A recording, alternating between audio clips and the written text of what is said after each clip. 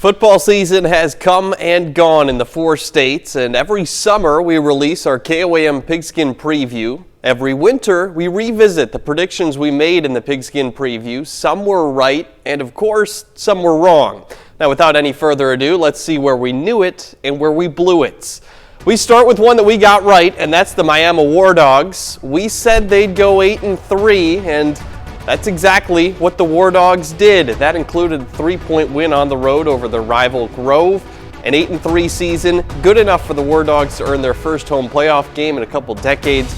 Miami goes 6-1 in district play. Its only loss was to Wagner, who went undefeated in the regular season. Now, we look where we blew it and look no further than Frontenac.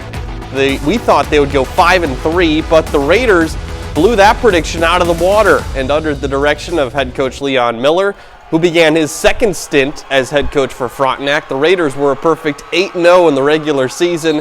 That, of course, includes going undefeated in CNC play. Their season came to a close at regionals. Over to Missouri, where we knew it. That's the Carthage Tigers. We thought they'd go 8-1. And that was dead on. The Tigers lost just one game in the regular season. That was against eventual 6A state runner-up Nixa.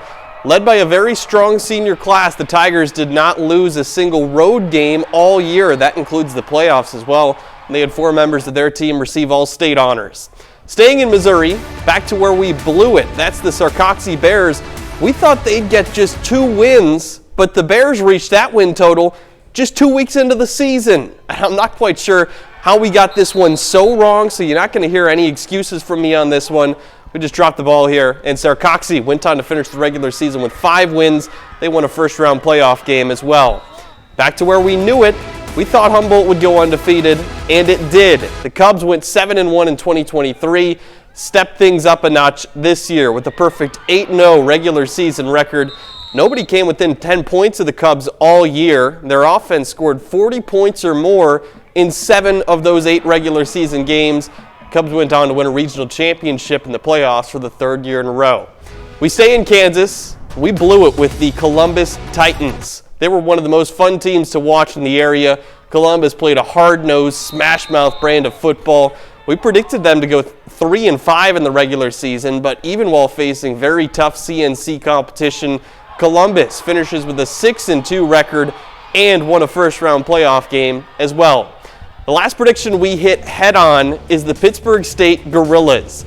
In year 1, under the direction of head coach Tom Anthony, we expected PSU to go 8-2, and that's exactly what the Gorillas did in the regular season. Now, things obviously didn't end the way that Pitt State was hoping with that first-round playoff loss to Harding. However, the Gorillas beat Ferris State 19-3. That was back in August. They were the only team to beat the Bulldogs all year. Ferris State just won the national championship by 35 points this Saturday.